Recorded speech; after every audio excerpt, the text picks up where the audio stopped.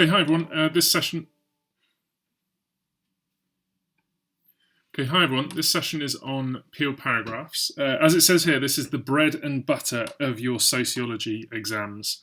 If you can get this building block right, then you can answer most of the questions that you're going to need to answer in the exam. It's your 10 markers, your 20 markers, and of course your 30 markers. So it's a really, really, really important session for you guys to get through. The first thing to say is this phrase that you've been using with your teachers this year, the chain of reasoning. Now, what the exam board expects, particularly as you move up the grades and get towards B's and A's, is to see a clear chain of reasoning. What we mean by this is you saying, here is my point, here is my evidence for it, here is further detail for it, here is why some people might disagree with it, here is further information that counters it, and so that you're showing that you are linking your argument together, just like you have links in a chain that you can see the picture of here. So what we've done is we've got together and we've worked out the best way of encouraging you to write using a chain of reasoning. And that's why all this year you have been using the PEEAL format, the PEEAL paragraph, because that creates a chain of reasoning in your writing. Okay, let's just go through exactly what we mean by a PEEAL paragraph. So, point. A point is exactly what it sounds like. You are making a point. So you should be answering the question directly. So in the 10, 20 and 30, there will be a question and you are answering it specifically. If you have an item, this is where you need to quote the item. I'm going to do an entire separate video talking about how to use items, but this is where your item would be quoted. You answer the question in your point. You use key terms as much as you possibly can in your point. Because if you're going to be talking about Durkheim, then you want to talk about specialist skills, you want to talk about social solidarity straight away in that point, and that will immediately show the examiner that you're talking about the right information.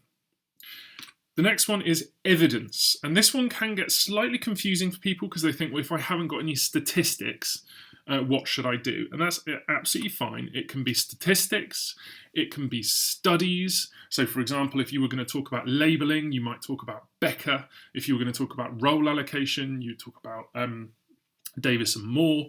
And so for evidence here, you would just be trying to put anything that supports and backs up the point.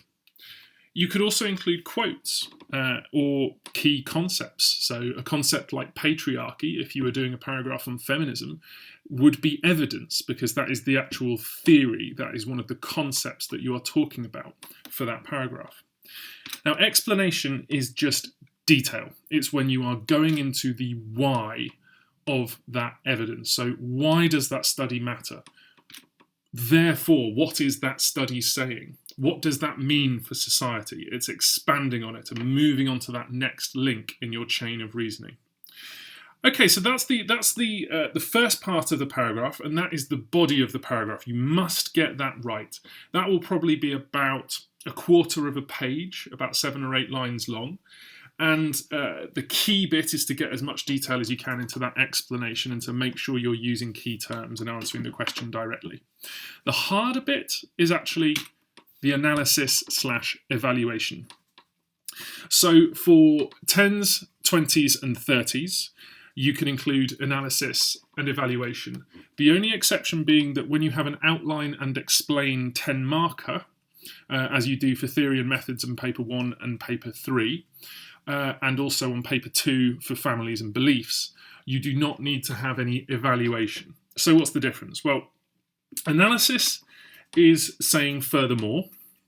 Evaluation is saying however. So when you're analysing something, you're going into even more depth. So for example, to say that Davis and Moore agree with Durkheim is analysis, because you are examining Durkheim's theory and you're finding links to other sociologists. To say that Bowles and Gintis think that Durkheim is wrong is evaluation, because evaluation is when you're looking at the strengths and weaknesses and coming to a judgment.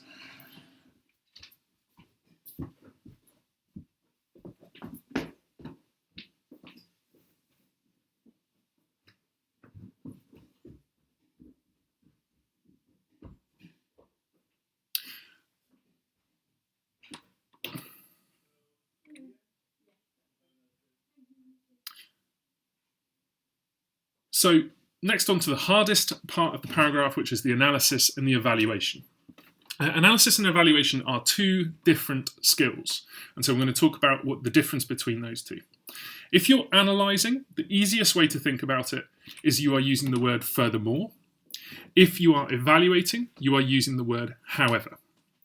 And that's because when you're analysing something, you're going into depth and detail and you're establishing links with other topics, with other theories and other ideas. So, for example, if you were talking about Durkheim's theory of social solidarity, you could say, furthermore, Davis and Moore argue, and that would be analysis, because you would then be making connections with other theorists. If you said, however, Bowles and Gintis disagree with Durkheim, that would be evaluation. And so evaluation is useful at the end of every single PEEAL paragraph, apart from when it starts with outline and explain for a 10 marker. Then you don't actually need any evaluation, you just need analysis. And the outline and explain are the theory and methods 10 markers on paper 1 and paper 3, and the families and beliefs sections on paper 2 have an outline and explain 10 marker as well. What would you use for analysis and evaluation? Well, studies, theories, counter-arguments just in themselves that you have thought of, all of those can be absolutely fine. Sometimes you have sociologists who argue against other sociologists like Bowles and Gintis and Durkheim. Sometimes you've just thought of a reason for why Durkheim might be wrong. You know, maybe it's just that Durkheim's too positive, and that's all fine to go into that part. The final is the link, and link is only used in 20 and 30 markers. It's when you refer back to the question, and it's when you introduce your thesis or you remind the examiner of your argument, your perspective in the essay. Only in 20s and 30s, and I will talk about that in more detail in the 20 and 30 specialist video. Let's have a look at some worked examples.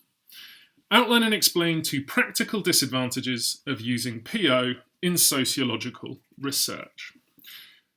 Okay, so we're going to need point, evidence, explanation and analysis, and I'm going to track this through with you now. One disadvantage is that studying hard to reach groups leads to problems with access. One sentence, absolutely fine for a point. We've got that key term, access, we've answered the question. That's a successful point. For example, Venkatesh, when attempting to study a Chicago gang, was initially thrown into a stairwell and locked up for 24 hours. He was not trusted by the gang, who believed him to be a Mexican drug-dealing rival.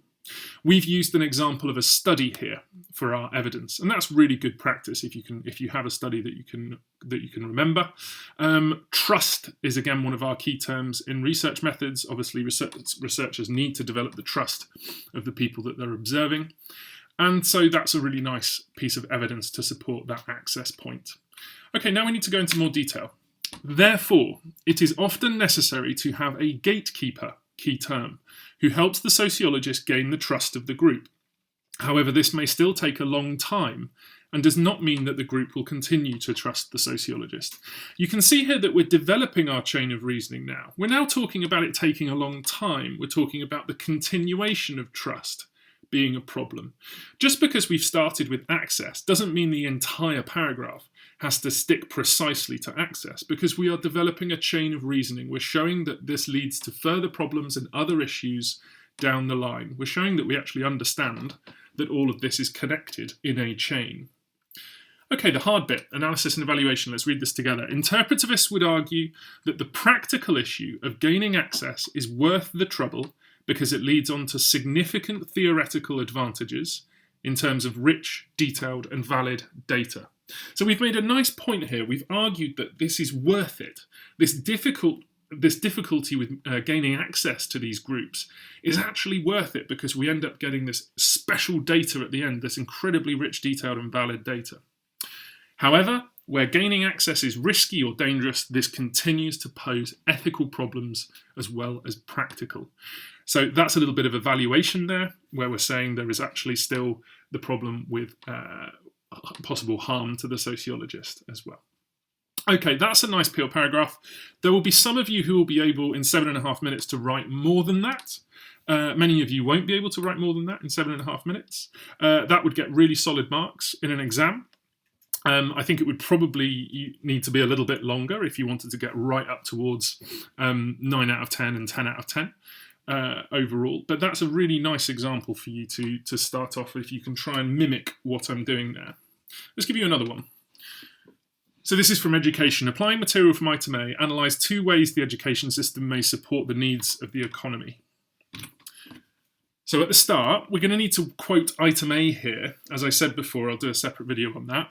Item A states that education prepares and trains the next generation of workers. This means that school is directly linked to the workplace. Look at the way I've got the quote straight away in the first sentence, and then I explain the quote very briefly. And so we've answered the question. School is directly linked to the workplace. And we've also got that quote in there to make sure that the examiner knows that we're applying from the item. As Durkheim points out, students are taught the specialist skills needed to get work in a modern industrial economy. According to the functionalists, this is a positive process which fuels our economy. Look at the key terminology here. Obviously, we've got Durkheim's theory, we've got specialist skills, we've got modern industrial economy, functionalists. We're just littering these sentences here with key terms, and that's making it really clear to the examiner that we know what we're talking about.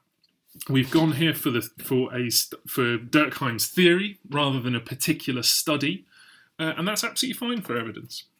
Let's explain. Therefore, by training the workforce and by sorting them via the process of role allocation into roles that best suit their ability, the education system serves the economy's needs. Now, it's fine to mix in a bit of Davis and Moore here. You could keep it completely separate and just continue explaining down Durkheim's route. If I knew that I had another PEEAL paragraph up my sleeve on Marxism, for example, it would be fine to mix in some other functionalist perspectives here. And we've done so successfully and explained with a bit more detail. So let's now do the hard bit. However, so straight away, as soon as you see however, you know that we're going to be evaluating. And obviously, because we've done functionalism for our PEE, there's a good opportunity to hit back with Marxism. Bowles and Gintis would argue that this is a negative process. So note that earlier in the paragraph, we mentioned that it was a positive process. Now we're talking about it being a negative process. So we're ensuring that there is that chain of reasoning going through this paragraph. They would suggest that students are brainwashed into being passive by the hidden curriculum. Again, using the key term hidden curriculum. School mirrors the workplace, and so the education system is actually a way for capitalism to train up the next generation of obedient, low-paid workers. Okay, the analysis is a little bit better developed on that paragraph than the previous one. That's very strong. That would get really solid marks in an exam. That would definitely be up to sort of 4 out of 5 for half of a 10 marker there. Okay, just a quick word on the link, and I've mentioned it very briefly.